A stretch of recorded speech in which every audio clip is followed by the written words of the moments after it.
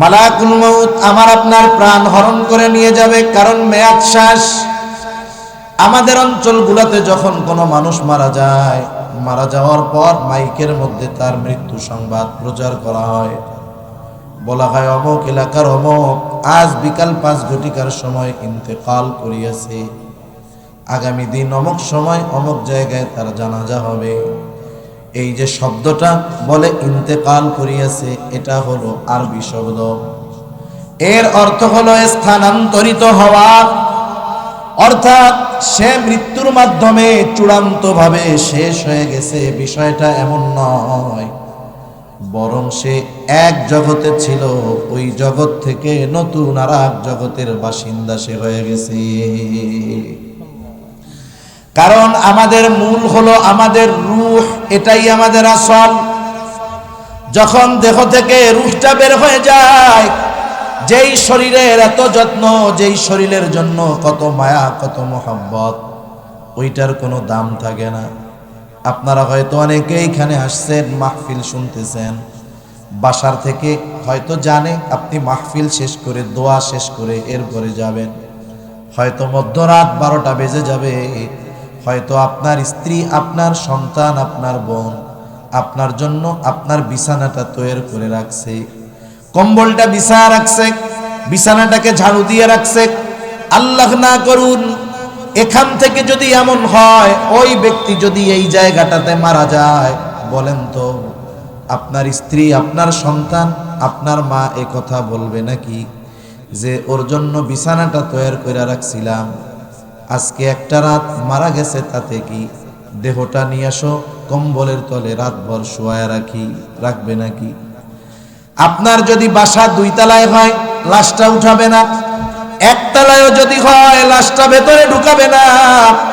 ওই মসজিদ থেকে খাটিয়া এনে সবাই বিছানায় রাতের বেলা কম্বল গায়ে দিয়ে ঘুমাবে। আপনার আমার দেহটাকে ওই লাশের খাটিয়ার উপরে রাইখা ঘরের সামনে শোয়া রাখবে। এত মহাব্বতের সম্পদ, মহাব্বতের সন্তান, যেই চেহারা দেখলে বাবা মা খুশি হয়ে যাইত, যেই চেহারা দেখলে সন্তান খুশি হয়ে যাইত, ওই চেহারাটাকে শেষবারের মতো ঘরের মধ্যে ঢুকতে দিবে না। এটাই বাস্তবতা, এটাই সত্য কথা। তাহলে ওই যে মানুষ যখন মারা যায়, তার দেহের মধ্যে শুধু রূহটা থাকে না, এজন্যই বলা হয় লাশ, লা শাইউন ফি, যার মধ্যে কিছু নাই। তাহলে আমার আপনার মূল হলো, আসল হলো রূহ। ওই রূহ এতকাল দুনিয়ার জগতে ছিল, স্থানান্তর হয়ে নতুন আর এক জগতে চলে গেছে। সেই জগতের নাম হলো আলমে বরজখ। আমাদের সকলকে আলমে বরজখের বাসিন্দা হওয়া লাগবে, প্রত্যেককেই হতে হবে আলমে বরজখের বাসিন্দা। এই পৃথিবী একদিন শেষ হয়ে যাবে, এই পৃথিবী থাকবে না, ধ্বংস হবে, মহাপ্রলয় ঘটবে। মানুষের এই দুনিয়ায় অবস্থান শেষ হবে সিংহায় ফুৎকারের মাধ্যমে। আল্লাহ তাআলা কোরআনুল কারীমের মধ্যে বলেন, ওয়ানুফিখা ফিস-সূরি ফাসাইকা মান ফিস-সামাওয়াতি ওয়া মান ফিল আরদ ইল্লা মান শাআল্লাহ সুম্মা নুফিখা ফীহি উখরা ফাইযা হুম কিয়ামুন ইয়ানজুরুন। আল্লাহ রাব্বুল আলামিন বলেন, প্রথমবার যখন সিংহায় ফুৎকার দেওয়া হবে, ফাসাইকা মান ফিস সামাওয়াতি ওয়া মান ফিল আরদ ইল্লা মান শাআল্লাহ। আল্লাহ তাআলা যেগুলো চান সেগুলো ছাড়া আসমান জমিনের মাঝে যা আছে সব অজ্ঞান হয়ে যাবে, সব প্রাণী সব মানুষ সেই দিন অজ্ঞান হয়ে যাবে। আল্লাহ রাব্বুল আলামিন জানায় দিলেন, প্রথমবার সিংহায় ফুৎকারের পর সকলে অজ্ঞান। মুফাসসিরিনে কেরাম বলেন, মানুষেরা প্রথমে অজ্ঞান হবে, এরপরে সকলের মৃত্যু ঘটবে। সব মানুষ মৃত্যুর মাধ্যমে আলমে বরজখের বাসিন্দা হয়ে যাবে। দ্বিতীয়তে আর একটা সিংহায় ফুৎকার দেওয়া হবে, তাফসীরের মধ্যে আসছে প্রথমবার সিংহায় ফুৎকারের কত পর দ্বিতীয়বার সিংহায় ফুৎকার দেওয়া হবে। হযরত আবু হুরায়রা রাদিয়াল্লাহু তাআলা আনহু থেকে বর্ণিত, তিনি বলেন প্রথমবার সিংহায় ফুৎকারের 40 পর দ্বিতীয়বার সিংহায় ফুৎকার দেওয়া হবে। জিজ্ঞাসা করা হলো, ও আবু হুরায়রা 40 দিন পর? তিনি বললেন জানি না। 40 সপ্তাহ পর জানি না, 40 মাস পর জানি না, 40 বছর পর জানি না, এই পর্যন্ত শেষ। এই কথার আলোকে মুফাসসিরিনে কেরাম বলেন এরপরের শব্দটা হয়তো 40,000 বছর পর নাকি। তার মানে মুফাসসিরিনে কেরাম বলেন প্রথমবার সিংহায় ফুৎকারের পর দ্বিতীয়বার সিংহায় ফুৎকারের ব্যবধান হবে কমপক্ষে 40,000 বছর। তার মানে সবচাইতে কম সময় যেই মানুষটা আলমে বরজখে থাকবে কমপক্ষে 40,000 বছর তাকে থাকতে হবে।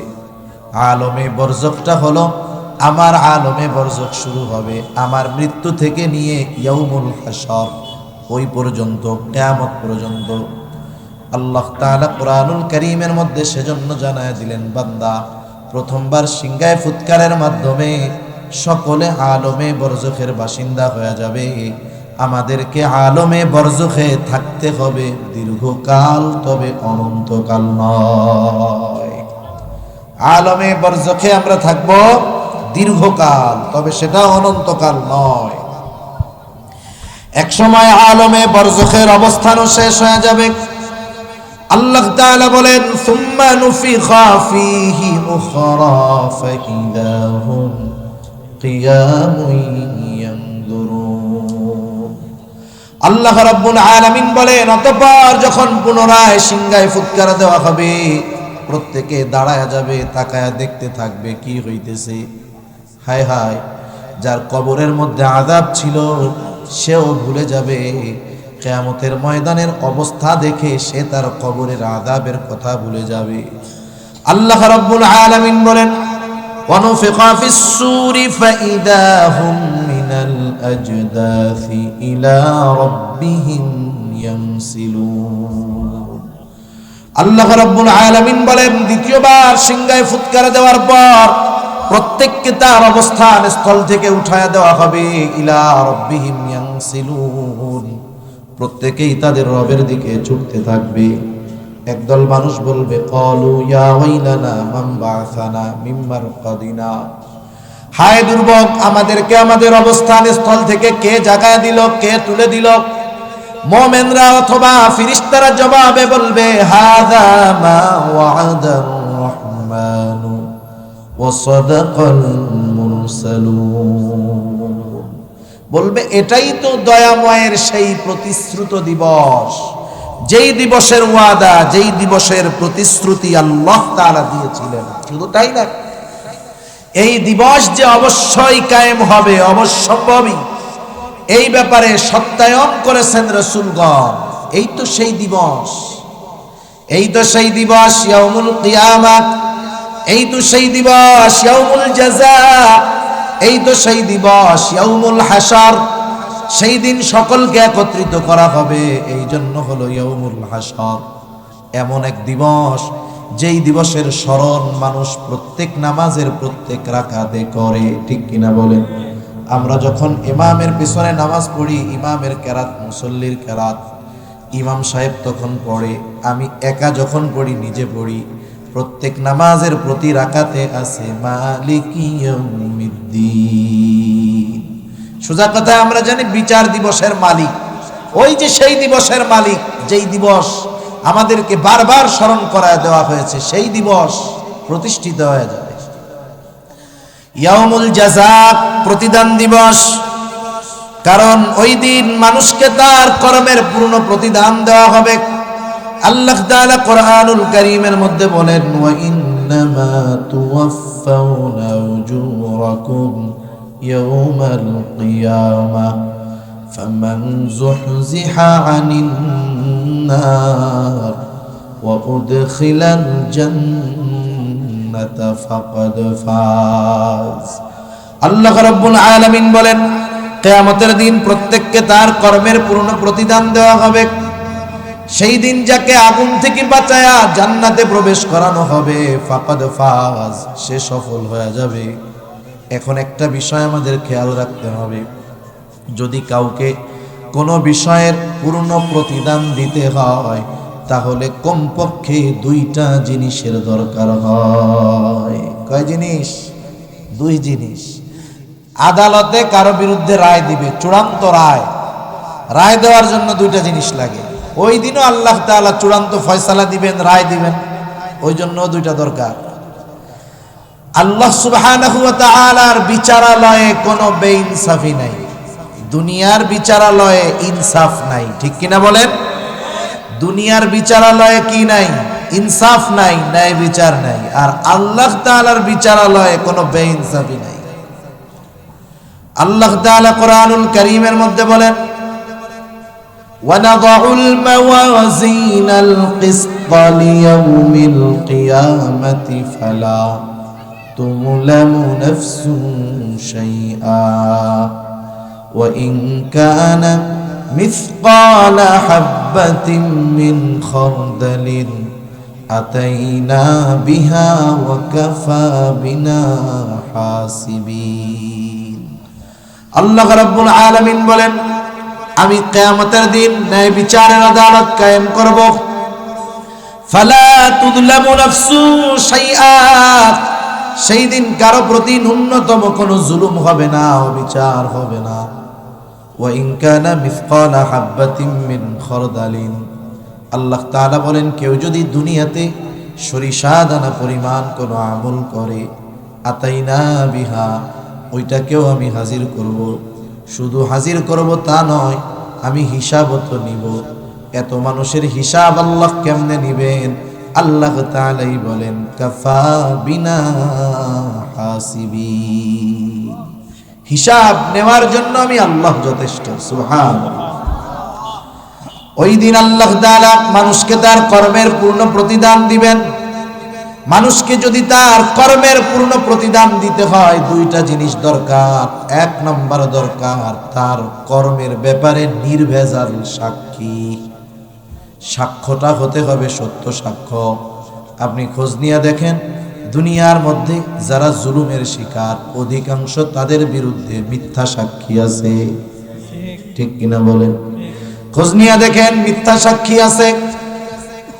কিন্তু আল্লাহ তাআলা এমন কিছু সাক্ষী প্রস্তুত করে রাখছেন যারা মিথ্যা সাক্ষী দিবে না। দুনিয়ায় অনেক সময় মানুষকে হুমকি ধামকি, টাকা পয়সার লোভ দিয়ে মিথ্যা সাক্ষী দেওয়ানো যায়, কিন্তু আল্লাহ তাআলা এমন সাক্ষী প্রস্তুত করে রাখছেন মিথ্যা বলবে না। এক নাম্বার সাক্ষী, আমরা দুনিয়াতে যত কর্ম করি, একা করি, সম্মিলিতভাবে করি, রাতে করি, দিনে করি, ঘরে করি, বাহিরে করি, নির্জন প্রান্তরে করি, আমার ঘরের দরজা আটকায় লাগায় আমি যেই কাজগুলো করি, ভালো হোক মন্দ হোক, বলেন তো সর্বক্ষণ আমার আপনার কর্মের ব্যাপারে সবচাইতে বড় প্রত্যক্ষদর্শী সাক্ষী কে? আরো জোরে বলেন নাকি? এজন্য আল্লাহ তাআলা বলেন, বান্দা কাফা বিল্লাহি শাহিদা, সাক্ষী হিসাবে যথেষ্ট কে? ওই রকম সাক্ষী থাকতে আর কোন সাক্ষীর দরকার আছে? আর কোন সাক্ষীর দরকার নেই। এরপরে আল্লাহ তাআলা আরো সাক্ষী রাখছেন। আল্লাহ রাব্বুল আলামিন আমাদের প্রত্যেকের সাথে ফেরেশতা নিযুক্ত করে রাখছেন। আসেনি দুই একজন? না হুজুর, আমাদের সাথে ফেরেশতা টেরেশতা নাই। সবার সাথে আছে তো? দেখা যায়, দেখা যায়।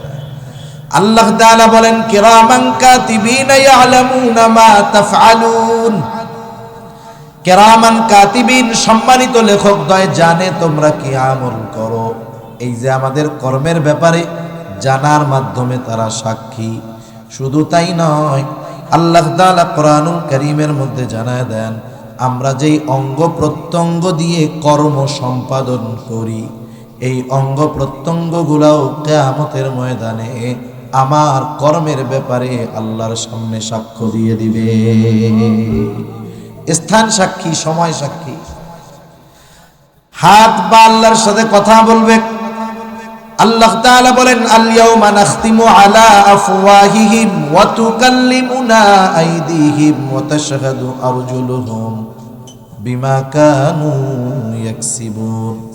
আল্লাহ তাআলা বলেন আজকের এই দিন অর্থাৎ কিয়ামতের দিন, নাখতিমু আলা আফওয়াহিহিম, আমি মানুষের মুখের উপরে মোহর মেরে দিব, ওয়া তুকাল্লিমুনা আইদিহিম, আমার সাথে কথা বলবে তাদের হাত, ওয়া তাশহাদু আরজুলুহুম, সাক্ষী দিবে তাদের পা, বিমা কানু ইয়াকসিবুন, এই হাত পা দিয়ে তারা কি উপার্জন করেছে।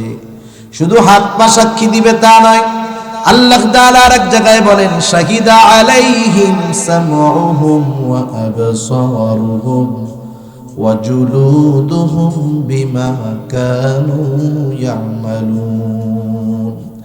আল্লাহ তাআলা বলেন সাক্ষী দিবে তাদের কান, সাক্ষী দিবে তাদের চোখ, সাক্ষী দিবে তাদের চামড়া। সেই দিন এই জিহ্বা কথা বলবে, কান কথা বলবে, চোখ কথা বলবে। দুনিয়ার মধ্যে 60, 70, 80 বছরের জিন্দেগি, চোখ দিয়ে কত গুনাহ করা হলো, কান দিয়ে কত গান শ্রবণ করা হলো, হাত দিয়ে কত অন্যায় করা হলো, জবান দিয়ে কত কথা বলা হলো। বলেন তো কোনোদিন চোখ বলছে নাকি বহুত দেখছস আর দেখিস না? বলে? কান কোনোদিন বলে না বহুত গান শুনলি যুবক ভাই আর শুনিস না? জবান জিহ্বা কোনোদিন বলে না বহুত গালি দিছো আর গালি দিও না? হাত কোনোদিন বলে না বহুত অন্যায় কাজ করছো হাত দিয়া আর কইরো না? যেইটা 70 বছর সাথে কোনোদিন কথা কয় নাই, ওইটা যখন কিয়ামতের দিন কথা বলবে মানুষ হতভম্ব হয়ে যাবে। এইবার জিজ্ঞাসা করবে ক্বালু লিজুলুদিহিম লিমা শাহিদতুম আলাইনা, কিরে চামড়া তোমরা আমার বিরুদ্ধে কেন সাক্ষী দাও? এবার জবাব দিবে ক্বালু আনতাকানাল্লাহ, দুনিয়ায় তো কথা বলার পাওয়ার ছিল না, নিষেধ ছিল। শোনো কেন সাক্ষী দেই, সাক্ষী দেই কারণ হলো আজকে আমাদের কথা বলার ক্ষমতা যিনি দিয়েছেন তিনি কে? আরো সাক্ষী আছে, আমি লম্বা করব না। এখন বলেন আমার কর্মের সাক্ষী আল্লাহ, আমার কর্মের সাক্ষী ফেরেশতা, আমার কর্মের সাক্ষী আমার অঙ্গ প্রত্যঙ্গ। দুনিয়ার সাক্ষীর সাক্ষ্য 50 বার ঘোরানো যায়, কিন্তু বলেন তো এই সাক্ষীগুলার সাক্ষ্য ঘোরানোর কোনো উপায় আছে নাকি? তাহলে 1 নাম্বার পাওয়া গেল, যে কোনো কর্মের ব্যাপারে বা যে কোনো ফয়সালার রায় দিতে হলে 1 নাম্বার সাক্ষী দরকার, নির্ভেজাল সাক্ষী। আল্লাহ রাখছে তো ব্যবস্থা। 2 নাম্বার সেই কর্মের এভিডেন্স লাগে, দলিল লাগে, প্রমাণ লাগে। আল্লাহ রাব্বুল আলামিন 2 নাম্বার বিষয়টাও প্রস্তুত রাখছেন, দলিল, এভিডেন্স তথা কর্ম সংরক্ষণের ব্যবস্থা। যেমন অনেক সময় অপরাধ ঘটে, সিসি ক্যামেরার ফুটেজ দেখে শাস্তি দেওয়া হয়, হয় কি হয় না? কারণ ওই সিসি ক্যামেরার মধ্যে তার ওই সংগঠিত কর্মগুলো সংরক্ষণ আছে। আল্লাহ তাআলাও সংরক্ষণ করে রাখছেন। আল্লাহ তাআলা বলেন এই 2 কাঁধের 2 ফেরেশতা, ওরা যে শুধু আমাদের কর্মের ব্যাপারে জানে এমনটা নয়, বরং ডান কাঁধে যিনি তিনি আমাদের ভালো কর্মগুলো লেখে, বাম কাঁধে যিনি তিনি আমাদের মন্দ কাজগুলো লেখে। আরো একজন ফেরেশতা আছে, তার ব্যাপারে আল্লাহ তাআলা বলেন মা ইয়ালফিযু মিন কাওলিন ইল্লা লাদাইহি রাকীবুন আতীদ। আল্লাহ তাআলা বলেন মানুষ যা জবান দিয়ে নিক্ষেপ করে তথা যেই কথাগুলো বলে সব সদা তৎপর একজন ফেরেশতা এই কথাগুলোকে সংরক্ষণ করে। বিজ্ঞান বলে যে মানুষ যে কথা বলে সেগুলো ধ্বংস হয়ে যায় না, বরং সেই কথাগুলো বাতাসের মধ্যে আছে।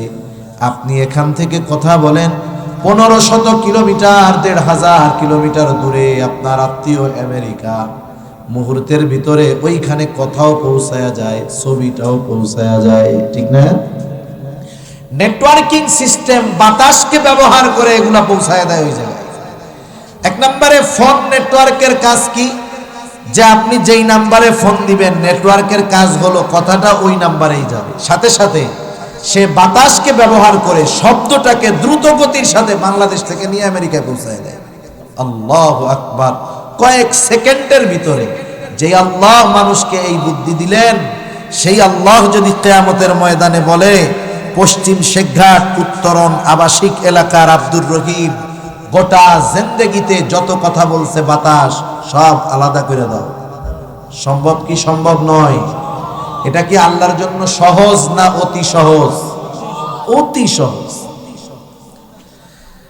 তাহলে চিন্তা করে দেখেন, আমাদের কথা সংরক্ষণ হচ্ছে, রেকর্ড হচ্ছে, আমাদের কর্মগুলো লিপিবদ্ধ হচ্ছে, ফাইল আকারে সব প্রস্তুত।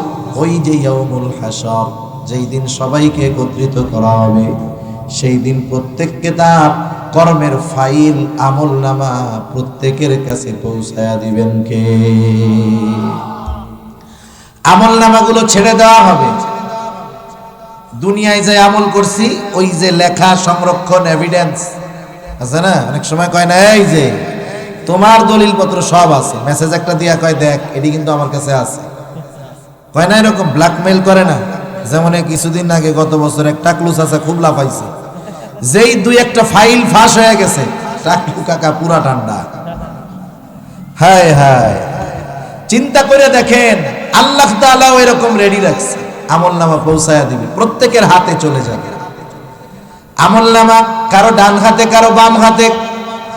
এখন তো দুনিয়ায় মন চাইলে ডান হাত দিয়াও চা খাওয়া যায়, বাম হাত দিয়াও খাওয়া যায়, খায় না বাম হাত দিয়া? মুসলমানের সন্তান খাওয়া যাবে না।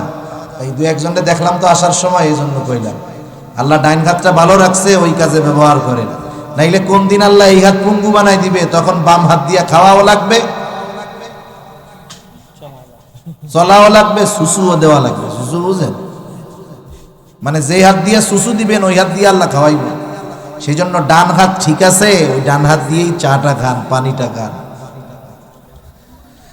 মন চাইলেই ডান হাতে আমলনামা নেওয়া যাবে না, মন চাইলেই বাম হাতে নেওয়া যাবে না। কে ডান হাতে পাবে কে বাম হাতে পাবে তার কর্মই সেটার ফয়সালা দিয়ে দিবে। আল্লাহ তাআলা জানায় দেন, কারো আমলনামা ডান হাতে যাবে, যে ডান হাতে যাবে ডানপন্থী সে তো আনন্দিত হয়ে যাবে। একটা সময় আমরা যখন স্কুলে পড়েছি, আমাদের সময় সিস্টেম ছিল, পরীক্ষার রেজাল্ট যখন দেওয়া হতো শুধু সংখ্যা বা নাম্বার জানায় দেওয়া হতো না, আমাদেরকে পুরা খাতাটাই দিয়ে দেওয়া হতো। খাতা দিয়ে বলতো ধরো দেখো কি লেখছো, কোথায় কোথায় ভুল করছো। আবার বলতো এই খাতা আগামীকাল জমা দিবা, বাড়িতে নিয়ে আব্বা আম্মা সবাইকে দেখাবা, সিগনেচার করে আনবা। এখন বলেন, খাতা দেওয়ার পরে যে অঙ্কে 95 পাইতো 100-র মধ্যে, খুশি হইতো নাকি বেজার হইতো? খুশির ঠেলায় বন্ধুদেরকে খাতা দেখাইতো আর বলতো দেখ সবগুলা রাইট, সবগুলা রাইট, কত ভালো করছি দেখছস। এখন অন্যান্য বন্ধুরা যারা সার্কেল আছে, আমাদের সময় পড়াশোনার একটা মজা ছিল যে আমরা 5 জন একসাথে চলি, সব এই একসাথে পড়তাম, কে কি পড়তেছে খোঁজ খবর রাখতাম, কয়টা পর্যন্ত পড়ে জিজ্ঞাসা করতাম। আর এখন হলো জিজ্ঞাসা করে কি জানেন, যে তোর ভিডিওটা কি লাইক বেশি হয়েছে, তোরটা শেয়ার কতগুলো হইল, হ্যাঁ তুমি আজকে চ্যাটিং এ কতক্ষণ ছিলা। হায় হায়, আমাদের সময় লেখাপড়ার ব্যাপারে আমরা এত সচেষ্ট থাকতাম। এখন বন্ধু একজন বলে কিরে আমরাও যা পড়ছি তুমিও তাই পড়ছো, একই স্যারের কাছে পড়ি, আমাদের কমন বাদলো 80, পাইলাম 75, আর তোমার 100ই কমন পড়ছে, 95 পাইছো কেমনে? এবার কি কয় যে দোস্ত তোমরা তো 10টায় ঘুমাই যাইতা, আমি আরো 1 ঘন্টায় অঙ্ক প্র্যাকটিস করতাম, আমার দৃঢ় বিশ্বাস ছিল আমি যদি একটু মেহনত করি 100তে 100 পাবো। খুশি। অন্যান্য বন্ধুদেরকে খাতাটা দেখাইতো, অন্যান্য বন্ধুরা খাতা দেখা আনন্দ পাইতো, সেও নিজে তার ভালো লাগতো। যখন আমরা কোনো ভালো কাজ করি, ভালো কোনো রেজাল্ট হয়, কাছের বন্ধু বান্ধব আত্মীয় স্বজন পরিবার পরিজনকে দেখাইতে আমরা একটু পছন্দ করি। সে যদি আমারটা দেখে আমার নিজের মধ্যে একটু আনন্দ লাগে, ঠিক না? ওই ডান হাতে আমলনামা যে পাবে সে কি করবে, কি বলবে? আল্লাহ তাআলা বলেন, ফাআম্মা মান উতিয়া কিতাবাহু বিয়ামিনি ফায়াকুলু হাউম ইকরাউ কিতাবিয়া ইন্নী যানানতু আন্নী মুলাকিন হিসাবিয়া। ডান হাতে আমলনামা পেয়ে সে বলবে ফায়াকুলু হা উমকরাউ কিতাবিয়া, এই তো আমার কিতাব, তোমরা পড়ো আমার কিতাব, পড়ো আমার আমলনামা। ডান হাতে আমলনামা পাওয়ার কারণটাও সে বলবে আমি ডান হাতে আমলনামা কেন পাইছি জানো? কারণ হলো ইন্নী যানানতু আন্নী মুলাকিন হিসাবিয়া, আমি এই ব্যাপারে দৃঢ় বিশ্বাস রাখতাম যে আমাকে আমার কর্মের হিসাবের মুখোমুখি হওয়া লাগবে। এই বিশ্বাস আমি দুনিয়ায় যথাযথভাবে রাখতাম বিধায় দুনিয়ায় নেক আমল করেছি, ভালো কাজ করেছি, এই জন্যই আজকে আমি ডান হাতে আমলনামা পেয়েছি। আরেক দল বাম হাতে আমলনামা পাবে, সামনাসামনি দেওয়া হবে না, বরং হাতটাকে বুক চিরে পেছন দিকে নেওয়া হবে। সেও তো বাম হাতে আমলনামা পায়া কি বলবে? পরীক্ষার হলের মধ্যে পরীক্ষার রেজাল্ট যখন দেওয়া হইত, সবাই তো আর অঙ্কে 100-র মধ্যে 95 পাইতো না, কেউ কেউ 2টা ঘোড়ার ডিমও পাইত, ঠিক না? মানে ও পাইছে 2টা 0, ঘোড়ার ডিম ওইটা বাস্তবে নাই, এটা পরীক্ষার খাতায় আছে ঘোড়ার ডিম। এখন যে ঘোড়ার ডিম পাইছে, খাতাটা দেওয়ার পর সে কি বলতো যে তুমি তো 100 পাইছো, আমি 2টা ঘোড়ার ডিম পাইছি, দেখো। দেখাইতো নাকি? দেখাইতো না। সাথে সাথে খাতা ব্যাগের মধ্যে ভরে ফেলে। লজ্জায় মাথা যে নিচা করছে নতুন বউয়ের মতো, জোর কইরাও মাথা উঠানো যায় না, অথচ সবাই তার চেনা জানা। লজ্জায় শরমে লাল হয়ে গেছে, কান গরম হয়ে গেছে। এই সময় কি কইতো বলতো? আমার মনে হয় মনে মনে বলতো কি, আল্লাহ রে, এই খাতাটা দেওয়ার আগে স্যারের ঘরে যদি আগুন ধরতো, পুইরা খাতাগুলোও ছাই হইতো, কত ভালো হইতো। বাম হাতে যারা আমলনামা পাবে তারা কি বলবে? আল্লাহ তাআলা বলেন ওয়া আম্মা মান উতিয়া কিতাবাহু বিশিমালি ফায়াকুলু ইয়া লাইতানি লাম উতা কিতাবিয়া ওয়া লাম আদরি মা হিসাবিয়া। বাম হাতে আমলনামা পায়া বলবে হায় দুর্ভোগ, আমি যদি এই কিতাব না পাইতাম কতই না ভালো হতো। ওয়ালাম আদরি মা হিসাবিয়া, আমি যদি আমার এই হিসাব না জানতাম কতই না ভালো হইতো। সোজা কথা, ডান হাতে আমলনামা যে পাবে তার ঠিকানা জান্নাত, আর বাম হাতে যে আমলনামা পাবে তার ঠিকানা হয়ে যাবে জাহান্নাম। জান্নাতীরা যখন জান্নাতে চলে যাবে, জান্নাতে যাওয়ার আগ পর্যন্ত সবাই চিন্তিত, ভীত, পেরেশান। জান্নাতে যাওয়ার পর সেখানে কোনো চিন্তা নাই, কারণ সেখানে শুধু সালাম সালাম, শান্তি আর শান্তি। কিন্তু জান্নাতে যাওয়ার আগে হাসরের ময়দানে সবাই চিন্তিত, ভীত। জান্নাতে যাওয়ার পরে কোনো চিন্তা নাই। হাসরের ময়দানে কেউ কাউকে চিনবে না। হাসরের ময়দানে আপনজনের থেকে মানুষ পালায়া থাকবে, লুকায়া থাকবে। আর জান্নাতে যাবার পর মানুষ দুনিয়াতে যাকে অল্প চিনত তাকেও জান্নাতে গিয়ে খুঁজতে থাকবে। কিয়ামতের ময়দানে বাপরেও চিনবে না, কিন্তু জান্নাতে যাওয়ার পর সে দুনিয়ায় যাকেই চিনত তাকেই জান্নাতে খুঁজবে। একটু বুঝে শুনে জবাব দেন। জান্নাতে গিয়ে যখন তার দুনিয়ার পরিচিত সবাইকে খুঁজবে, সবাইকে জান্নাতে পাবে? মুখ দিয়া কোন পাবে? পাবে না। এখন ওর তো জানতে একটু মন চায় যে কি ব্যাপার, দুনিয়ায় এত মানুষরে পাইছিলাম, চিনতাম, জানতাম, এগো তো জান্নাতে খুঁজা পাই না। আল্লাহ রাব্বুল আলামিন জানায় দেন, তাফসীরে ইবনে কাসীরের মধ্যে আসছে আল্লাহ তাআলা জান্নাতি আর জাহান্নামীদের মধ্যে কথা ও দেখার ব্যবস্থা করে দিবে। কারণ জান্নাতীদের মন কি চায়, কি তামান্না করে, সব খবর আল্লাহ তাআলার কাছে আছে। এইবার জান্নাতি জাহান্নামীকে দেখবে, জাহান্নামী জান্নাতীকে দেখবে। দুনিয়ায় অনেক আছে বন্ধুর সার্কেল, একসাথে লেখাপড়া করে, একই স্কুলে পড়ে, একই কলেজে পড়ে, একই মাঠে খেলাধুলা করে, আছে না নাই? এক বন্ধু জান্নাতি হবে, আর এক বন্ধু হয়তো জাহান্নামী হবে। জান্নাতি বন্ধু যখন তাকায় দেখবে জাহান্নামের মধ্যে ওই যে তার দুনিয়ার খেলার সাথে আগুনে পুড়তেছে, এইবার সে আল্লাহ তাআলার প্রতি কৃতজ্ঞতার মাত্রা বাড়ায়া দিবে। সে বলবে, আল্লাহ আপনি যদি আমার প্রতি দয়া না করতেন, আমার প্রতি যদি মেহেরবানি না করতেন, হয়তো আজকে আমাকেও ওর সাথে জাহান্নামের শাস্তি ভোগ করা লাগতো। কারণ দুনিয়াতে আছে তো এরকম অনেক, যে একসাথে খেলাধুলা করে, আসরের নামাজের সময় হয়েছে,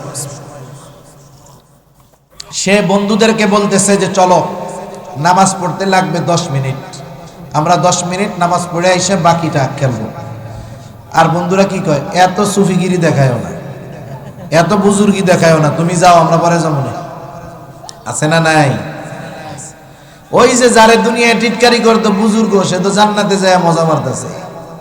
ওই যে জাহান্নামী বন্ধুরে দেখা তখন ওই যে মনে পড়বে, হায় রে ওই দিন যদি ওদের প্ররোচনায় পড়ে আমি ব্যাটিং এর মধ্যে ছিলাম, নামাজে গেছি গা ব্যাট তুইয়া, আমি যদি সেই দিন না যাইতাম তাহলে তো আজকে ওর সাথে আমারও জাহান্নামে থাকা লাগতো। আমাকে আল্লাহ তাআলা কত মেহেরবানি করেছেন বিধায় আমি আজকে ওই জায়গা থেকে বেঁচে জান্নাতে যাইতে পারছি। তার নেয়ামতের কৃতজ্ঞতা সে আরো বেশি বেশি করবে। এবার জাহান্নামী জান্নাতীকে দেখবে, ওই যে যেই বন্ধু বলতো বেশি সুফিগিরি দেখায়ও না, এইবার ও জান্নাতীকে দেখা তার আফসোস বেড়ে যাবে। হায়রে দুনিয়ায় তো অনেক সময় একসাথেই থাকতাম, অল্প কিছু সময় যদি ওর সাথে কাটাইতাম, ওই নামাজের 10 মিনিট যদি ওর সাথে যাইতাম, আজকে আমিও ওর মতো জান্নাতের নাজ নেয়ামত ভোগ করতে পারতাম। এই যে আফসোস হবে, আফসোস, আফসোস মানুষের কষ্টের কারণ হয়, আফসোস মানুষের কষ্টের কারণ হয়। মনে করেন আপনারা মাছ মারছেন, কেউ মাছ মারতে যায় না মানুষ, মনে করেন মাছ মারতে গেলেই কিন্তু মাছ পাওয়া যায় না। একজন সকাল 6টার থেকে 12টা পর্যন্ত নদীর মধ্যে ছিল, মাছ টাছ পায় নাই, চলে আসছে। জিজ্ঞাসা করে, কই গেছিলা? মাছ মারতে গেছিলাম, কিন্তু মাছ পায় নাই। এখন একজন সকাল থেকে নিয়ে দুপুর 12টা পর্যন্ত নদীর মধ্যে আছে, একটা মাছও পায় নাই। এখন চলে আসবে বাপ, এই 6 ঘন্টা যে পরিশ্রম করছে তার কষ্ট হয়েছে কি হয় নাই? কষ্ট হয়েছে না? কষ্ট হয়েছে। এখন চলে আসবে, এই সময় বিশাল বড় 20 কেজি ওজনের একটা বোয়াল মাছ ধরা পড়ছে। সিলেটের বোয়াল মাছ এমনি যে মজা, সুরমা নদীর বোয়াল মাছ মজা, হ্যাঁ।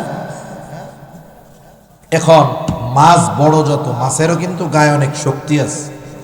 এখন এত বড় মাছ আগে কেউ পায় নাই, এটা দেখে ওর খুশি লাগবে? লাগবে না? এই যে আগে যে 6 ঘন্টা যে কষ্ট হয়েছিল, মাছ পায় নাই, কষ্টের কথা মনে আছে?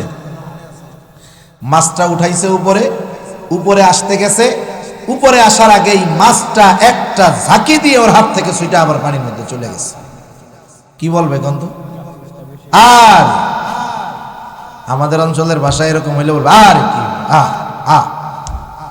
কয়েক সেকেন্ডের বিষয়, হয়তো 20 সেকেন্ড বা 30 সেকেন্ডের মধ্যে ঘটনাটা ঘটছে, একেবারে অল্প সময়। মনে করেন এই নদীর এই কাছাকাছি ঘটছিল ঘটনাটা। 15 বছর বয়স ছিল লোকটার, 80 বছর বয়সে নাতিকে নিয়ে যখন ওই জায়গায় যাবে, ওই যে 30 সেকেন্ডের ঘটনা বলে নাই, কিন্তু নাতিরে বলবে, আরে নাতি সে কি এই বল রে, 30 কেজি ওজনের একটা বল হইব, একটু লেগে ছুটে গেছে রে। দেখেন সারা জিন্দেগিতে অনেক মাছ মারতে গেছে, কোনোটা মনে নাই। মনে আছে কতটুক? মাত্র 30 সেকেন্ডের ঘটনা। কারণ ওইটা তার জীবনের আফসোসের অন্যতম একটা কারণ। একটু ত্রুটির জন্য এত বড় সফলতা তার আসে নাই, এজন্য আফসোস ওইটা মনে থাকে। ওই জাহান্নামীর আফসোস হবে, তার কষ্টের তীব্রতা অনুভব আরো বেড়ে যাবে। এইবার জান্নাতীর মনের মধ্যে প্রশ্ন, কোন কারণে আমার বন্ধু আত্মীয় স্বজন এই মানুষগুলো জাহান্নামের মধ্যে গেল? আল্লাহ তাআলা কোরআনুল কারীমের মধ্যে জানায় দেন, এইবার জাহান্নামী আর জান্নাতীদের মধ্যে আল্লাহ কথাবার্তার ব্যবস্থা করে দিবে। জান্নাতীরা জাহান্নামীদেরকে তাদের জাহান্নামে যাওয়ার কারণ সম্পর্কে জিজ্ঞাসা করবে। আল্লাহ রাব্বুল আলামিন বলেন, ফি জান্নাতিন ইয়াতাসাআলুনা আনিল মুজরিমিনা মা সালাকাকুম ফি সাকার। জান্নাতীরা পরস্পর মুজরিমদের, পাপীদের তথা জাহান্নামীদের জিজ্ঞাসা করবে, কোন জিনিসের কারণে তোমরা জাহান্নামী হইলা? তোমরা জাহান্নামী হওয়ার কারণ কি? এইবার জাহান্নামীরা তাদের এই প্রশ্নের জবাবে তাদের জাহান্নামে যাওয়ার 4টি কারণ বলবে। কয় কারণ? একটু জোরে বলেন না, কয় কারণ? আপনাদের একটু জোরে বলতে হবে, আমার কিন্তু খুব কষ্ট হইতেছে বলতে। আমার বুক ব্যথা অলরেডি শুরু হয়ে গেছে, আমার বুকটা খুব ব্যথাচ্ছে। এই যে এইভাবে কথা বলা যায় না। এই কথা আজকে বললাম, আগামী 3 দিন একটা মাহফিলে আমার 4টা মাহফিলের কষ্ট হবে। আপনারা তো বুঝেন নাই যে মাইক খারাপ হইলে কত সমস্যা হয়।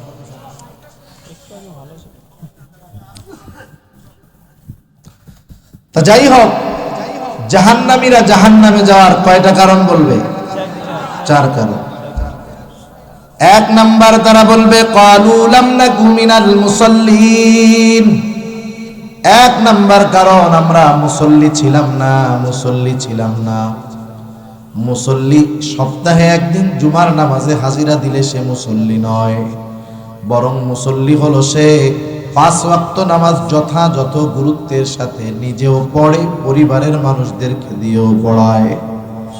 আর প্রকৃত মুসল্লি যে দুনিয়ার হাজারো ব্যস্ততা, শত ব্যস্ততা তার মধ্যে থাকুক না কেন, তার অন্তর সব সময় নামাজের জন্য চিন্তিত থাকে। তার অন্তর কেমন যেন মসজিদের সাথে লাগোয়া থাকে। প্রকৃত মুসল্লির অন্যতম একটি গুণ হলো এইটা। আর যার মধ্যে এই গুণ আছে যে অন্তর মসজিদের সাথে লেগে থাকে, নবীজি তার ব্যাপারে বলেন, কিয়ামতের দিন আল্লাহ তাআলার আরশের ছায়া ছাড়া কোথাও কোনো ছায়া থাকবে না। সেই দিন সূর্যটা একেবারে নিকটে চলে আসবে, আরশের ছায়া ছাড়া কোথাও কোনো ছায়া থাকবে না। আল্লাহর নবী জানায় দেন, সেই দিন আল্লাহর আরশের ছায়ায় 7 শ্রেণীর মানুষ স্থান পাবে। কয় শ্রেণীর মানুষ? 7 শ্রেণীর মানুষ স্থান পাবে। নবীজি বলেন, এই 7 শ্রেণীর মানুষের মধ্যে 1 শ্রেণী হলো রাজুলুন কলবুহু মুআল্লাকুন বিল মসজিদ। আর এক বর্ণনায় আসছে কলবুহু মুআল্লাকুন ফিল মাসাজিদ, অর্থাৎ ওই ব্যক্তি আরশের ছায়ায় স্থান পাবে যার অন্তর মসজিদের সাথে লাগানো থাকতো। একটু জবাব দিয়েন মুখ খুইলা, বলেন তো, যার অন্তর মসজিদের সাথে লাগানো, মানে তার অন্তরে সব সময় নামাজের চিন্তা, মসজিদে যাওয়ার চিন্তা, নামাজের সময় যখন হবে আজানের আওয়াজ তার কানে আসবে, ওই লোকটা নামাজ বাদ দিয়ে দুনিয়ার কাজে লিপ্ত থাকবে নাকি? তার মানে প্রকৃত মুসল্লি যে নামাজের সময় হলে সে নামাজের জন্য চিন্তিত থাকে। আর দুনিয়ার মধ্যে আমাদের কিছু ভুল ধারণা আছে। আমরা চিন্তা করি যে নামাজ, কালাম, হজ, যাকাত, রোজা, শরীয়ত মানলে মনে হয় পরকালের লাভ, দুনিয়ার কোনো লাভ নাই। যারা এই চিন্তা করে, যারা এইটা ভাবে, তাদের এই চিন্তা নিঃসন্দেহে ভুল চিন্তা। কারণ কেউ যদি শরীয়ত অনুযায়ী জীবন যাপন করে, তার আগে লাভ হলো দুনিয়ায়। প্রথমে লাভ কোথায়? দুনিয়ায়। আমি আর 20 মিনিটের মধ্যে শেষ করবো ইনশাআল্লাহ, আপনারা কেউ কষ্ট পাবেন না। কারণ অনির্দিষ্ট গন্তব্য কাছে হলেও দূরে মনে হয়। আপনি যে জায়গায় কখনো যান নাই, সেটা যত কাছে হোক প্রথমে দূরে মনে হবে, এরপরে আসার সময় বলবেন আরে এত কাছে। এজন্য আমি তো বলতেছি, কয়টা পর্যন্ত বলবো আপনাদের কারো জানা নাই, সেজন্য জানাই দিলাম। আমি আর সর্বোচ্চ 20 মিনিট ইনশাআল্লাহ। আমরা মনে করি যে শরীয়তের হুকুম আহকাম মানলে শুধু মনে হয় পরকালের লাভ, দুনিয়ার কোনো লাভ নাই। এ চিন্তা ভুল। কেউ যদি দুনিয়ার মধ্যে শরীয়তের হুকুম আহকাম মেনে চলে, আগে লাভ দুনিয়ায়। আগে লাভ কোথায়? দুনিয়ায়। আর যারা নামাজ পড়ে না, নামাজ তো একটা নেক আমল, নামাজের কথাই ধরলাম। যারা নামাজ পড়ে না, বেনামাজি, মুসল্লি না, এরা নামাজ না পড়ার কারণ কি বলেন তো? কারণ কি? এক একজনের এক এক কারণ। মনে করেন অনেক ব্যবসায়ী আছে নামাজ পড়ে না, তার নামাজ না পড়ার কারণ হিসাবে সে তার ব্যবসাকে সামনে তুলে ধরে। আরে ভাই দোকানদারি, এত ব্যস্ততা, নামাজ পড়ার টাইম নাই। সিএনজিওয়ালা নামাজ পড়ে না, নামাজ না পড়ার কারণ হিসাবে সে তার কর্ম সিএনজি চালানোকে সামনে তুলে ধরে, যে ব্যস্ততা, যাত্রী থাকে, প্যাসেঞ্জার, নামাজ পড়ার টাইম পাই না। চাকরিজীবী নামাজ পড়ে না, সে কারণ হিসাবে তার চাকরিকে সামনে তুলে ধরে। এইরকম যত বেনামাজি আছে, নামাজ না পড়ার কারণ হিসাবে সে তার কাজকে সামনে তুলে ধরে, ঠিক কিনা বলে? এখন এই যে সিএনজিওয়ালা সিএনজি চালান, দোকানদার দোকানদারি করেন, চাকরিজীবী চাকরি করেন, কেন করেন? কেন? শখের জন্য না রিজিকের জন্য? জোরে বলেন, কিসের জন্য? রিজিকের জন্য। রিজিক শব্দের অর্থ হলো জীবন উপকরণ, শুধু ভাত চাইল ডাইল এগুলা না। জীবন পরিচালনার জন্য যা দরকার সব রিজক। সন্তানও উত্তম রিজক, স্ত্রী উত্তম এক রিজক। এখন এই জীবন উপকরণের জন্য মানুষ কর্ম করে, আর ওই কর্মের বাহানা দিয়ে নামাজ পড়ে না। এখন এই রিজকের মালিক কে? সামনে থেকে জোরে বলেন, কে? আল্লাহ। এখন রিজিকের মালিক রিজিক পাওয়ার পদ্ধতি যেটা বললেন, সেই পদ্ধতি বাদ দিয়ে যদি দুনিয়ার মানুষ ব্যবসার মাধ্যমে, চাকরির মাধ্যমে, গাড়ি চালানোর মাধ্যমে রিজিক তালাশ করে, রিজিকের মালিক যদি না দেয়, ব্যবসা কইরা, সিএনজি চালায়া, গাড়ি চালায়া, চাকরি করে রিজিক পাওয়া যাবে? যাবে না। সেজন্য আগে রিজিকের মালিকের কথা শুনতে হবে। রিজিকের মালিক কি বলে? আল্লাহ তাআলা রিজিকের মালিক বলতেছেন, ওয়া'মুর আহলাকা বিস-সালাতি ওয়াসতাবির আলাইহা লা নাসআলুকা রিজকা। রিজিকের মালিক বলে, তুমি তোমার অধীনস্থদেরকে নামাজের আদেশ করো, নিজেও তার উপরে অবিচল থাকো। কারণ মুসল্লি একা হলে হবে না, ঘরের মানুষদেরকেও মুসল্লি বানাতে হবে। নেক আমল একা করলে হবে না, অধীনস্থদেরকেও দিয়েও করাতে হবে। আল্লাহ তাআলা বলেন, ইয়া আইয়ুহাল্লাযীনা আমানু কু আনফুসাকুম ওয়া আহলিকুম নারা। আল্লাহ তাআলা ঈমানদারদেরকে উদ্দেশ্য করে বলেন, হে ঈমানদারেরা, নিজে জাহান্নামের আগুন থেকে বাঁচো, অধীনস্থদেরকেও বাঁচাও। ঈমান আনার মাধ্যমে ঈমানদার অনন্তকাল জাহান্নাম থেকে বাঁচলো। তাইলে ক্ষণস্থায়ী জাহান্নামের থেকে বাঁচতে হবে নেক আমলের মাধ্যমে। আল্লাহ তাআলা বললেন, ওই নেক আমল একা করলে হবে না, অধীনস্থদেরকে দিয়েও করাতে হবে। আর ঈমানের পরে সবচাইতে গুরুত্বপূর্ণ নেক আমল যেটা, সেটার নাম হলো নামাজ। তাহলে বলেন, ওই নামাজ একা পড়লে হবে নাকি ঘরের মানুষদেরকেও নামাজি বানাতে হবে? আল্লাহ তাআলা বলতেছে, তুমি মুসল্লি, ঘরের মানুষ মুসল্লি, তুমি নামাজি, ঘরের মানুষ নামাজি। বান্দা চিন্তার কোনো কারণ নাই। লা নাসআলুকা রিজকা, আমি তো তোমাদের কাছে রিজিক চাই না, বরং তুমি যদি নামাজি হও, ঘরের মানুষ যদি নামাজি হয়, মুসল্লি হয়ে যায়, বান্দা চিন্তা কইরো না। নাহনু নারযুকুকা, তুমি তোমার অধীনস্থ লোকজন মুসল্লি হওয়ার কারণে আমি আল্লাহ তোমাকে রিজিক দিয়ে দিব। এখন কম ব্যবসায়ী ব্যবসা করতেছে রিজিকের জন্য, তাই না? হেতেও নামাজ পড়ে না, ঘরের মানুষও নামাজ পড়ে না। আল্লাহ রিজিক দিব? বছরে বছরে খালি কইব ব্যবসায় লাভ নাই, লাভ নাই, লাভ নাই। কারণ বরকত শেষ। নিজে একা নামাজ পড়ে কাজ হবে না, ঘরের মানুষগুলারেও নামাজ বানাইতে হবে। সেজন্য অনেক ব্যবসায়ী আছে তো কইছে, দেখ হুজুর মনে আমাকে কইতাছে, আমি তো আপনাদের লাভের কথাই করছি নাকি? আপনি নিজে যদি নামাজি হন, ঘরের মানুষদের দিয়া যদি নামাজি বানান, হায় হায়, আল্লাহ বলেন তোমার ঘরের মানুষ নামাজি, তুমি নামাজি, তোমারে আমি আল্লাহ রিজিক দিব। সুবহান। তাহলে আমরা যদি মুসল্লি হই, দুনিয়ারও লাভ, আখিরাতেরও লাভ, ঠিক কিনা বলেন? জাহান্নামীরা 2 নাম্বার কারণ জাহান্নামে যাওয়ার বলবে, ওয়ালাম নাকু নুতঈমুল মিসকিন, আমরা মিসকিনদেরকে খানা দিতাম না। সাধারণভাবে মানুষকে খানা খাওয়ানো ফজিলতের কাজ।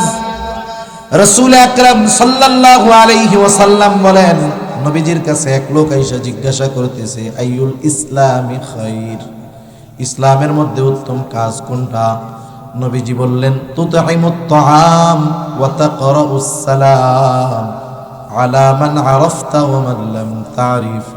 নবীজি বললেন মানুষকে খানা খাওয়াও আর পরিচিত অপরিচিত সবাইকে বেশি বেশি সালাম দাও। এক নম্বরে বললেন মানুষকে খানা খাওয়াও। নবীজি কোনো স্তর বিন্যাস করেন নাই, ক্লাসিফিকেশন করেন নাই। নবীজি বলেন নাই যে গরিবদের খাওয়াও, ধনীদের খাওয়ানো যাবে না। বরং কেউ যদি আল্লাহর সন্তুষ্টির জন্য ধনী হোক গরিব হোক, পরিচিত হোক অপরিচিত হোক, দেশি হোক বিদেশি হোক, কোনো মানুষকে আল্লাহর সন্তুষ্টির জন্য যদি কেউ খানা খাওয়ায়, এই খানা খাওয়ানোর কারণে তার ফজিলত আছে না নাই? তবে শর্ত, খানাটা আল্লাহর সন্তুষ্টির জন্য খাওয়াইতে হবে। আপনারা মানুষকে বিবাহের দাওয়াত দেন না? দাওয়াত দেন না? দাওয়াত দিয়া এই যে খাওয়াইতেছি আমরা, এই খাওয়ানোটাও কার জন্য খাওয়াইতে হবে? অনেক অঞ্চলে আছে কিছু খারাপ কাজ, এগুলো ভালো না। দাওয়াত দিয়া খাওয়াইয়া আবার টাকা পয়সাও নেই, টেবিল নিয়ে বসে থাকে, এ কাজ ভালো না, এগুলো মন্দ কাজ। আমরা মানুষকে খানা খাওয়াবো আল্লাহর জন্য, আমরা প্রতিদান চাই আল্লাহর কাছে। সাহাবায়ে কেরামের কর্ম ছিল এটা। আল্লাহ তাআলার কাছে তাদের এই কাজ এত পছন্দ হয়েছে, আল্লাহ কোরআনে জানায় দিয়েছেন। আল্লাহ তাআলা বলেন সাহাবায়ে কেরাম মানুষকে খানা খাওয়ায় কি বলে? তারা বলে ইন্নামা নুতঈমুকুম লিওয়াজহিল্লাহি লা নুরিদু মিনকুম জাযাআও ওয়ালা শুকুরা। তারা বলে আমরা তোমাদেরকে খানা খাওয়াইছি আল্লাহর জন্য, যেহেতু আল্লাহর জন্য খাওয়াইলাম, লা নুরিদু মিনকুম জাযাআ, আমরা তোমাদের কাছে কোনো প্রতিদান চাই না। প্রতিদান বিনিময় তো বহুদূর। ওয়ালা শুকুরা, এই খানা খাইয়া তোমরা আমাদের ধন্যবাদ দাও, আমাদের কৃতজ্ঞতা প্রকাশ করো, এটাও আমরা চাই না। কারণ আমরা খানা খাওয়াইছি কার জন্য?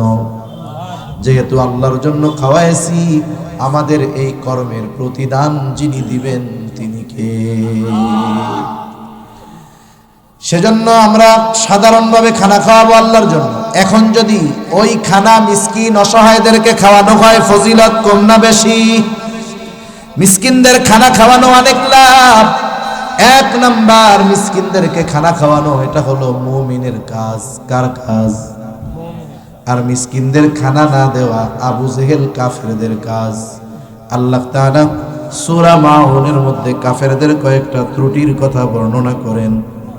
এর মধ্যে একটা ত্রুটি হলো ওয়ালা ইয়াহুদ্দু আলা তুআমিল মিসকিন, যে কাফেররা মিসকিনদেরকে খানা দেয় না। তাহলে মিসকিনদের খানা দেয় না কাফের, আর আমরা মিসকিনদের খানা খাওয়াবো। মিসকিনদের খানা খাওয়াইলে দুনিয়ার লাভ কি? পবিত্র কোরআনুল কারীমের সূরাতুল ফজর, এই সূরার মধ্যে আল্লাহ তাআলা জানায় দেন, যারা মিসকিনদের খানা দেয় না, অপরকেও দিতে উৎসাহ দেয় না, আল্লাহ তাআলা তাদের রিজিক সংকীর্ণ করে দেয়। সেজন্য মুফাসসিরিনে কেরাম বলেন, যারা স্বতঃস্ফূর্তভাবে মিসকিনদেরকে খানা দেয়, আল্লাহ রাব্বুল আলামিন দুনিয়ার মধ্যে তাদের রিজিক আল্লাহ প্রশস্ত করে দেয়। সেজন্য আমরা মিসকিনদের খানা খাওয়াবো। আর যদি ওই মিসকিন আমার প্রতিবেশী হয়, তাহলে খানা খাওয়ানো শুধু ভালো কাজ নয়, তাকে খানা খাওয়ানো ঈমান সম্পৃক্ত বিষয় হয়ে দাঁড়ায়। এজন্য নবীজি বলেন, ওই ব্যক্তি মুমিন নয় যে নিজে পেট পুরে খায় আর তার প্রতিবেশী অভুক্ত থাকে, ওই ব্যক্তি মুমিন নয়। তাহলে জাহান্নামীরা তাদের জাহান্নামে যাওয়ার দ্বিতীয় কারণ বলবে, আমরা মিসকিনদেরকে খানা দিতাম না, আর আমরা মিসকিনদের খানা খাওয়াবো। আমার কাছে নাই, আমার বন্ধু আছে পাশে, বলবো ভাই তুমি 10টা টাকা দিয়া ওরে একটু রুটি কলা কিনে দাও। কি হবে? সে কিনে দিল, টাকা খরচ করে যে সওয়াব অর্জন করবে, আমি শুধু একটু সুপারিশ করে সেই পরিমাণ সওয়াব পেয়ে যাব। সুবহান। 3 নাম্বার কারণ, জাহান্নামীরা তাদের জাহান্নামে যাওয়ার বলবে, ওয়া কুন্না নাখুযু মা'আল খাইদিন, অনর্থক মজলিসে যারা লিপ্ত থাকতো, আমরা তাদের সাথে বসে সময় কাটাইতাম। আমরাও তাদের সাথে অনর্থক মজলিসের মধ্যে বসতাম। আল্লাহ, কোথায় কি কথা কই। দুনিয়ার প্রত্যেকটা চায়ের দোকান অনর্থক মজলিসের আখড়া। দুনিয়ার প্রত্যেকটা চায়ের দোকান অনর্থক মজলিসের কারখানা, ঠিক কিনা বলেন? যেই দোকানে টেলিভিশন নাই ওনার চার ব্যবসায় লালবাতি, কাজ হবে না। টেলিভিশন না থাকলে সকালে যেই পানি গরম করবে এক কেতলি, রাত 12টায় ঘুরাবে না। আর যদি টিভি থাকে, একটু বড় সড়ো যদি থাকে, বসার ব্যবস্থা ভালো থাকে, রমরমা ব্যবসা, তাই না? আমাদের গ্রাম অঞ্চলে এইগুলো বেশি মজা আছে। মুরব্বীরা বসে, হায় হায় কি আকারে যে মজমা চলে। যুদ্ধ হইতেছে ইউক্রেন রাশিয়া, ওই চার দোকানে এত মহাবুদ্ধিজীবী আছে, ওরা যুদ্ধ বন্ধ করে দিতে পারে মুহূর্তে। চা খায়, পান চাবায় আর বিড়ি খায়, আর কি বলে বলে পুতিন যে কি কাজ করে রে, এই যুদ্ধ শেষ করতে আমার লাগতো 3 দিন, 1 বছর হয়ে গেল এখনো শেষ হইতেছে না। হ্যাঁ হ্যাঁ, চায়ের দোকানের মজলিস গুলো অনর্থক মজলিসের আখড়া। ওখানে গিবত হয় বেশি। কি হয় বেশি? গিবত হয় বেশি। আবার গিবত করে, যদি বলা হয় গিবত করলেন কেন, ধমক দিয়ে কে মিয়া তুমি হুজুর হইছো কয়দিন, বেশি বোঝো, দোষ আছে এই জন্যই তো কইছে। আরে মিয়া, দোষ আছে এই জন্যই তো গিবত হইল, নাইলে তো অপবাদ হইতো, ঠিক না? গুনাহ যে করে, অপরাধ যে করে বুঝেও না। সেজন্য এই চায়ের দোকানগুলো থেকে অনর্থক মজলিস বাদ দিতে হবে, জাহান্নামে যাওয়ার কারণ এইগুলো। কারণ অধিকাংশ ক্ষেত্রে ওই জায়গায় দ্বীনি কোনো আলোচনা হয় না, বরং যা হয় গুনার আলোচনা হয়। এজন্য আশরাফ আলী থানভী রহমাতুল্লাহি আলাইহি বলতেন যে তোমরা ওই ধরনের মজমা মজলিস থেকে বেঁচে থাকো যেখানে না দুনিয়ার উপকার আছে না পরকালের উপকার আছে। আমাদের গ্রামে কিছু লোকজন আছে, জোহরের নামাজ পড়ে, বিশেষ করে শীতের দিন জোহরের নামাজ পড়ে ওনারা বাজারে যায়, খাওয়া দাওয়া খেয়া আসে রাত 9টা 10টার সময়। মুরব্বী এত সময় চার দোকানে কি টাইম কাটে না, সময় কাটে না? এত সময় কাটানোর জন্য যায় কোথায়? চায়ের দোকানে। আচ্ছা, এক সময় সময় ছিল না, ব্যস্ত ছিল, এখন 2 সন্তান বিদেশে থাকে, ইনকাম করে, উনি ভালোই থাকে। এখন মুরব্বীরে বলা হইল সময়ের তো অভাব নাই, বলে না বুড়াকাল, টাইম কাটে না, নাতিপোতা নাই, সব শহরে থাকে। এখন ওনারে বলা হইল তাইলে এক কাজ করেন, ওই যে 3 চিল্লায় চলে যান আপনি। এই সময় কি কয় জানেন? কয় আরে আমার মতো ব্যস্ত দুনিয়ায় আর কেউ নাই, আমার মতো ব্যস্ততায় আমেরিকার প্রেসিডেন্টের হইলেও তার মাথা খারাপ হয়ে যায়। একটু আগে সময়ের ঠেলায় চার দোকানে বসে থাকে।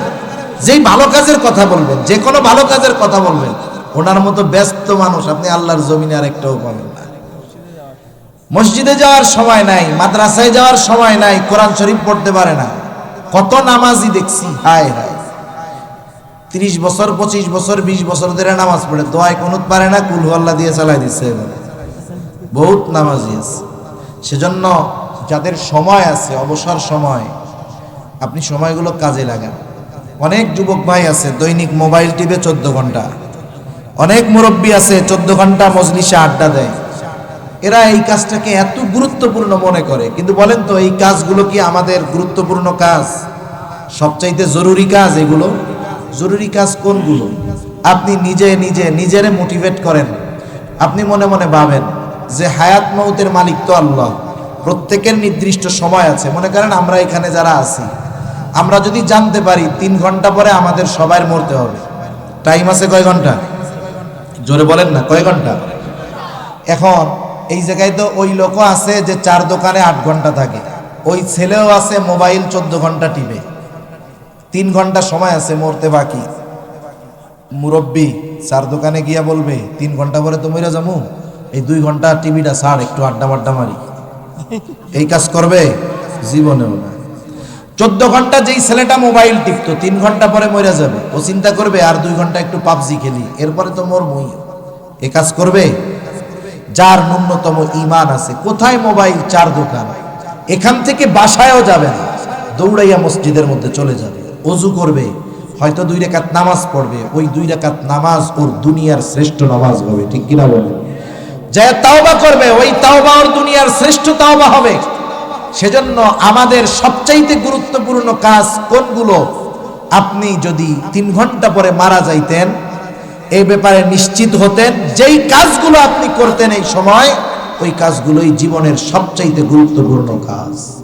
সেজন্য অনর্থক মজলিস বাদ দেন, এগুলো জাহান্নামে যাওয়ার কারণ। 4 নাম্বার, ওয়া কুন্না নুকাযযিবু বিয়াউমিদ্দিন, আমরা কিয়ামতের দিবসকে অস্বীকার করতাম। প্রথম 3টা বদঅভ্যাস যার মধ্যে আছে, নামাজ পড়ে না, মিসকিনদের খানা দেয় না, অনর্থক মজলিসে সময় কাটায়, ঈমান যদি থাকে, ঈমান নিয়ে মরতে পারলে শাস্তি ভোগ করে এক সময় জান্নাতে যাবে। কিন্তু কেউ যদি কিয়ামত পরকালকে অস্বীকার করে, তার ঠিকানা হবে অনন্তকাল জাহান্নাম। জাহান্নামীরা বলবে, এভাবেই চলতেছে আমাদের সময়।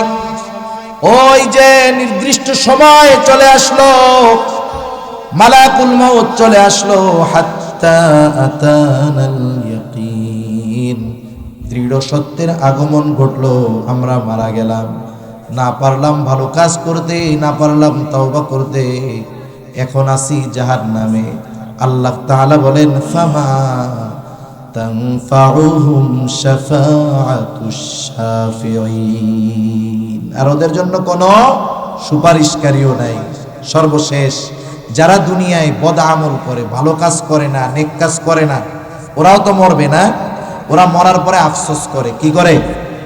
ওই আফসোস আমরা শুনতে পারি না, কিন্তু শোনে কে? ওরা মরার পরে আফসোস করে। নেক আমল যারা করে তাদের তো আফসোস নাই, যারা দুনিয়ায় ভালো কাজ করে নাই তারা আফসোস করে। আল্লাহ তাআলা সেই জন্য আগের থেকে আমাদেরকে সতর্ক করে দিয়ে বলেন, ওয়া আনফিকু মিম্মা রাযাকনাকুম মিন ক্বাবলি আন ইয়াতিয়া আহাদাকুমুল মাউত। যদিও এখানে শুধু দান সাদকার কথা উল্লেখ আসছে, মুফাসসিরিনে কেরাম বলেন এর দ্বারা উদ্দেশ্য সকল ধরনের ভালো কাজ।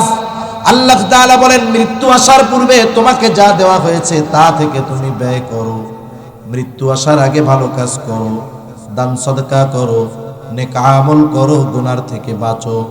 যদি তুমি মৃত্যু আসার পূর্বে এই ভালো কাজগুলো না করো, তাইলে মরার পর তুমি আফসোস করবা। আল্লাহ তাআলা বলেন, ওই লোকগুলা বলবে, ফায়াকুলা রাব্বি লাউলা আখরতানি ইলা আজালিন করিম, আমাদেরকে যদি আর একটু সময় দেওয়া হতো, একটু সময় যদি দেওয়া হতো, আমার রব একটু যদি সুযোগ দিতেন দুনিয়ায় পুনরায় যাবার, অল্প কিছু সময় যদি দিতেন, ফাআসসাদদাকা ওয়া আকুম মিনাস সালিহিন, আমরা দান সাদাকা তো করতাম, এত বেশি নেক আমল করতাম যে আমরা সৎ কর্মশীলদের অন্তর্ভুক্ত হয়ে যেতাম। দুনিয়া থেকে ইন্তেকালের পরে যেই সময়ের জন্য আমরা আল্লাহর দরবারে আরজি পেশ করব, আমাদেরকে একটা সেকেন্ডও দুনিয়ায় কামব্যাক করার সুযোগ দেওয়া হবে না। ওই সময়টা তো এখন আছে না নাই? সেজন্য অনুরোধ, উত্তরণ আবাসিক এলাকার ভাইয়েরা যারা শুনতেছেন সবার কাছে অনুরোধ, সময় আছে, এই সময়টা বড় দামি সময়টা দুনিয়ায় থাকতে থাকতে যদি কাজে না লাগাই, তাহলে এক সময় আফসোস করব, সময়ের মূল্য বুঝে আসবে, কিন্তু করার কিছু থাকবে না। আল্লাহ সুবহানাহু ওয়া তাআলা আমাদের সবাইকে কথাগুলো বুঝবার, আমল করবার, বিশেষ করে জাহান্নামীরা যেই কারণে জাহান্নামী, ওই কারণগুলো থেকে আমাদের বেঁচে থাকার তৌফিক আল্লাহ দান করুন। সকলে বলি আমিন। আলহামদুলিল্লাহি রাব্বিল আলামিন। আসসালামু আলাইকুম ওয়া রাহমাতুল্লাহি ওয়া বারাকাতুহু।